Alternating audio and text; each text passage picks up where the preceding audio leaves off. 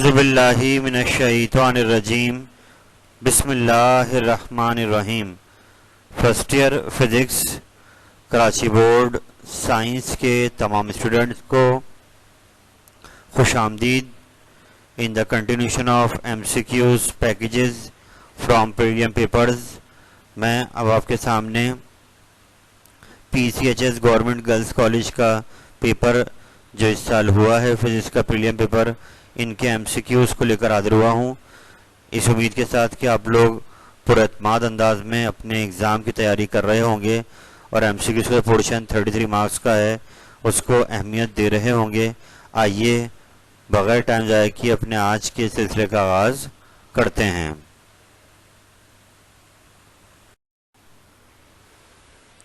तो आइए बेटा इस पेपर का आगाज़ करते हैं फिर MCQs का।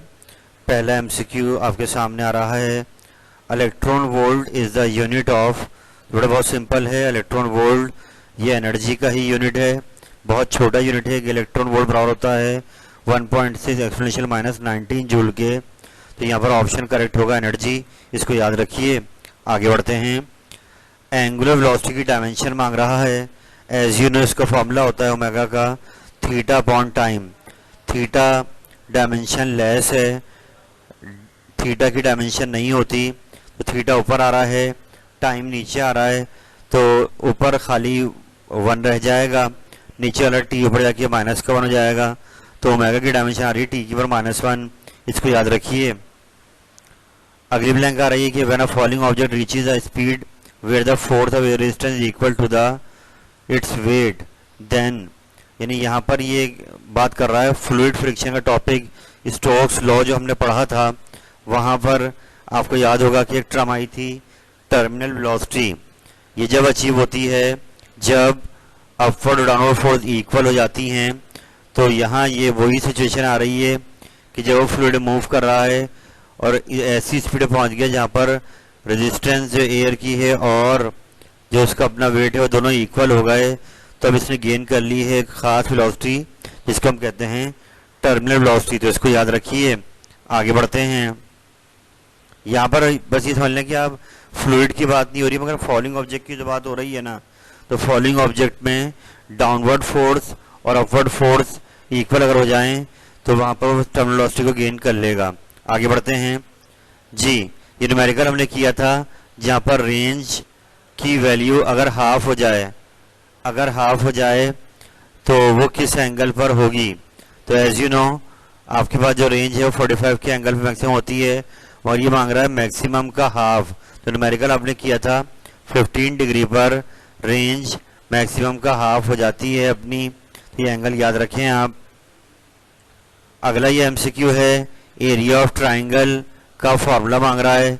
तो आपने पढ़ा था एरिया ऑफ पैराग्राम का फॉर्मूला A क्रॉस B की मैग्नीट्यूड। तो अगर पैराग्राम को डिवाइड कर दें 2 से तो बन जाएगा एरिया ऑफ ट्राइंगल। तो इस फॉर्मूले को याद रखिए। इसके बाद जो अगली ब्लैंक आ रही है बेटे, यहाँ पर फॉर्मूला लगाना है आपको जी।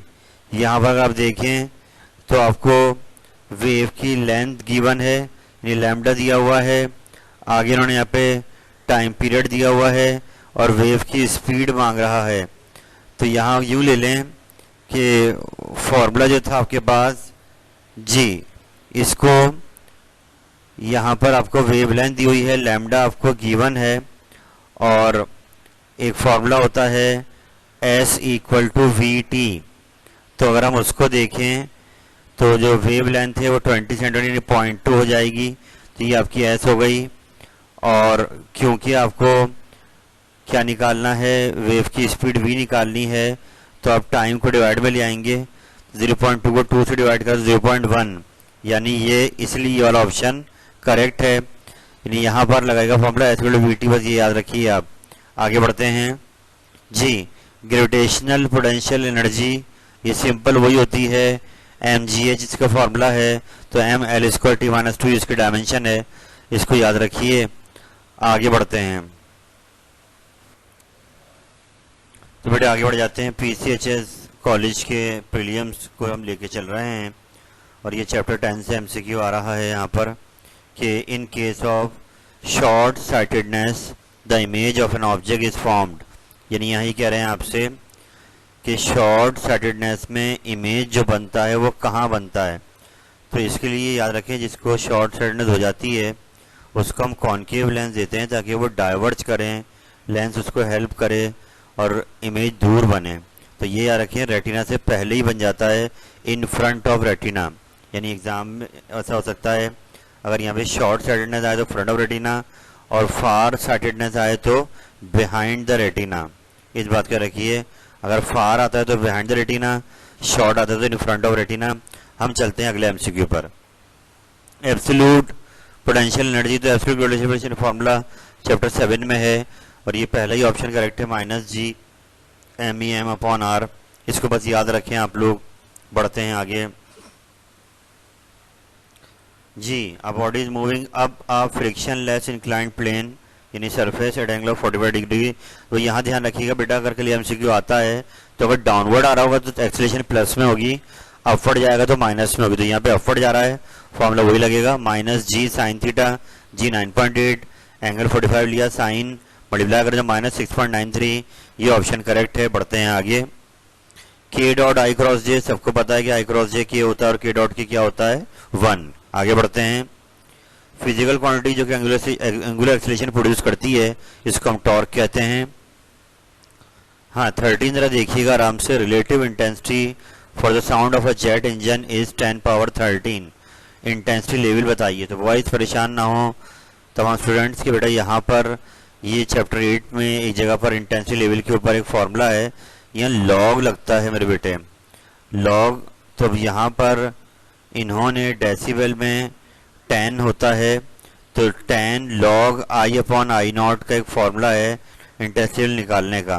तो 10 तो बाहर हो गया, और जब log लेंगे इस एक्सपोनेंशियल 13 का, तो log से एक्सपोनेंशियल ख़त्म हो जाएगा, 13 बेस में आ जाएगा, एंड 13 10 130। इसको याद रखें। अगर यहाँ पर बेल होता तो 10 के बजाय शुरू में क्या आता, 1 आता, तो आंसर 13 आता।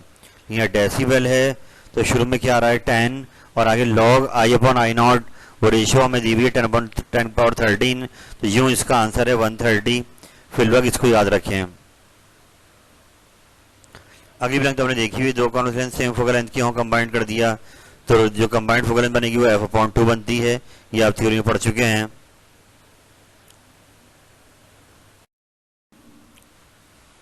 तो बेटा आगे बढ़ जाते हैं। अगला एमसीक्यू चैप्टर 9 से आ रहा है। यहाँ पर जैसे न्यूटन रिंग के अंदर थिन फिल्म बनी थी, ऐसी यहाँ पर भी हो रहा है कि थिन फिल्म की बात कर रहा है, रिफ्लेक्शन फ्रॉम थिन फिल्म।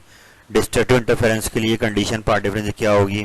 तो बहुत आसान है कि थिन फिल्म में कंडीशन पड़ जाती हैं, ब्राइट वाली डार्क को मिल जाती है और डार्क वाली ब्राइट को। तो इसलिए डिस्ट्रक्टिव इंटरफेरेंस हो रहा है, तो whole number of whole wavelength, ये ब्राइट वाली कंडीशन थिन फिल्म में डार्क को मिल गई है। तो इस बैंक को याद रखिए। आगे बढ़ते हैं। अगले सवाल में न्यूमेरिकल की तरह के प्रोजेक्टाइल की बात कर रहा है कि प्रोजेक्टाइल को फायर किया गया, उसकी आपको VI गिवन है 90 मीटर पर सेकेंड, और फिर आपसे मांग रहा है मैक्सिमम रेंज, जिसका फॉर्मूला आपको पता ही, मैक्सिमम रेंज का R max का VI²/G। इसको लगाइएगा तो ये सेकंड ऑप्शन आ जाएगा, ये आप खुद कर लीजिएगा। हम बढ़ते हैं आगे। Beats are produced due to interference. बात बहुत सिंपल है कि इसमें दोनों इंटरफेरेंस पार्शियली हो रहे होते हैं, तो इंटरफेरेंस को याद रखें, बीट से कनेक्टेड है। आगे बढ़ जाते हैं। ये आपको यहाँ पर क्वांटिटी गिवन है, पूछ रहा है कितने सिग्निफिकेंट फिगर ये कैरी कर रही है। तो तमाम काउंट होंगे 1 2 3 4, तो 4 सिग्निफिकेंट फिगर ये कैरी कर रही है। इसके बाद ये ब्लैंक आपने बार बार की है, at a distance equal to radius of earth, अब सरफेस ऑफ अर्थ, तो ये 1/4 हो जाती है वैल्यू ऑफ G। इसके बाद रेट ऑफ डूइंग वर्क, यानी पावर की बात करा, पावर 0 कब होगी, जब फोर्स और वेलोसिटी का डॉट प्रोडक्ट है। कॉज 90 क्या होता है, 0, तो एंगल अगर 90 हो गया तो ये 0 हो जाएगा। अगली ब्लैंक चैप्टर 4 से आ रही है कि अगर डिस्क रोटेट कर रही है काउंटर क्लॉकवाइज या एंटी क्लॉकवाइज जा रही है, और ओमेगा जो है आउट ऑफ डिस्क एक्ट कर रहा है, लेकिन अब यहाँ हो क्या रहा है कि ओमेगा डिक्रीज कर रहा है, यानी एंगुलर वेलोसिटी बढ़ नहीं रही है बल्कि स्पीड ब्रेकअप हो रही है, कम हो रही है।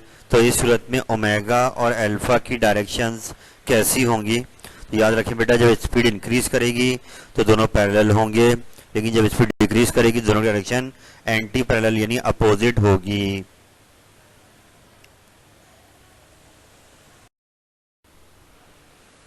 तो बेटा आगे बढ़ जाते हैं। अगला सवाल आ गया है चैप्टर 5 से आ रहा है, एंगुलर मोमेंटम का यूनिट जूल सेकंड, ये याद कर लीजिएगा।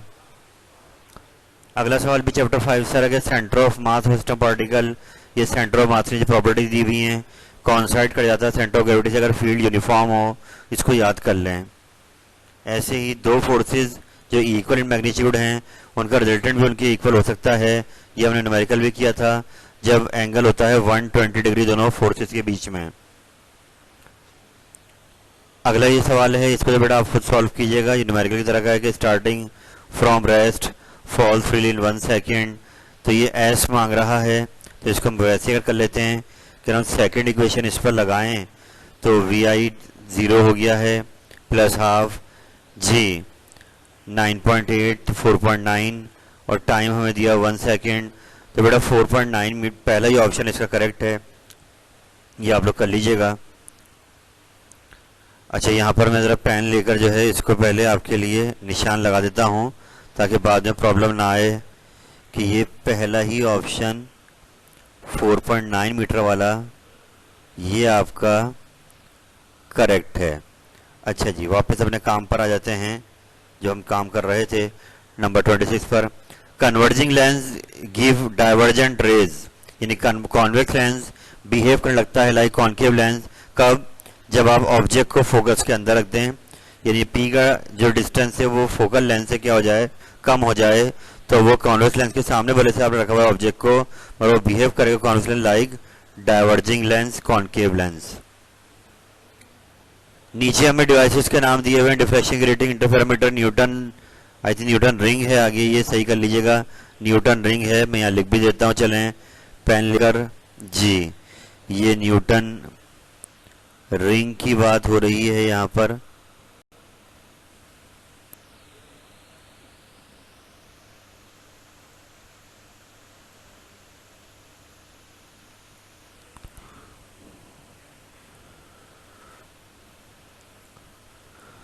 जी न्यूटन रिंग की बात हो रही है। तो ये तीनों के अंदर फॉर्मूले जब हम आखिरी में बना रहे होते हैं आपको पता है कि उसके अंदर आखिरी फॉर्मूले में हम लैम्डा के लिए फॉर्मूले बनाते हैं सारे, तो all of the above is the correct answer. जी अगले एमसीक्यू में ये बात कर रहा है न्यूटन लॉ ऑफ ग्रेविटेशन की कि भाई F equal G m1 m2 upon R square, फिर हम डिस्टेंस दो मासेस के दरमियान डबल करते हैं तो आर पे स्क्वायर लगा हुआ है और डिवाइड में भी है तो फोर्स 1/4 हो जाएगी, इसको याद रखिए। आगे बढ़ जाते हैं।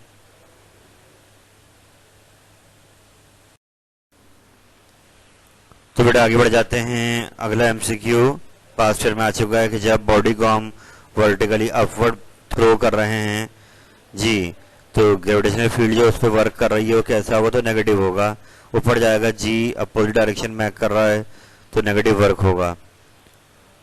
आगे बढ़ जाते हैं। A dot B A cross B दोनों ही अगर जीरो हो रहे हैं तो ये जो हमने सवाल किया था मैं मना कर रहा था कि ए नल वेक्टर नहीं है या बी नल वेक्टर नहीं तो ए नल वेक्टर होगा। यहाँ पर ऑप्शन ऐसे दिए हुए हैं कि ना परपेंडिकुलर ना पैरेलल ना एंटी पैरेलल, इसमें एक ही हो सकता है कि तो ए नल वेक्टर हो या बी नल वेक्टर हो, तो इसलिए लास्ट ऑप्शन करेक्ट है। इसके बाद किताबुल मनाजिर इब्नुल हैशम ने लिखी है, सबको याद कर लीजिए इसको। आगे बढ़ जाते हैं। डायरेक्शन ऑफ टॉर्क हमेशा फोर्स के क्या होती है, परपेंडिकुलर होती है, इसको याद रखिए। यहाँ पर नीचे 4 ऑप्शंस दिए हुए हैं जो कि सेंट्रीपिटल एक्सेलरेशन के लिए फॉर्मूला अरेंज किया गया है, तो इसमें सेकंड ऑप्शन है ये मुमकिन नहीं है कि अभी आर पे स्क्वायर आ रहा है, हालांकि अगर ओमेगा की फॉर्म में तो खाली आर आएगा, आर पे स्क्वायर नहीं आएगा। बाकी 3 ऑप्शन करेक्ट हैं, अलग अलग अंदाज में लिखी हुई है इसी का फॉर्मूला। तो यूँ ये आपके PCHS कॉलेज के प्रीलिम के MCQs हमने आपको सॉल्व करा दिए हैं। तो उम्मीद यही करते हैं कि आप अपना वक्त ज़ाया नहीं कर रहे होंगे और आप पर एतमाद होंगे और अपने सेक्शन ए को जो MCQ सिखाने वाला है आपने पास्ट ईयर सारे कवर कर लिए होंगे और चैप्टर वाइज आप इनको पास्ट ईयर देख चुके होंगे। तो इंशाअल्लाह इस उम्मीद के साथ कि ये आपका सेक्शन ए बहुत शानदार हो पेपर में, अभी के लिए इतना ही रखते हैं। अल्लाह ताला आपका हामी नासिर हो। फ़ी अमानिल्लाह। अल्लाह हाफिज़।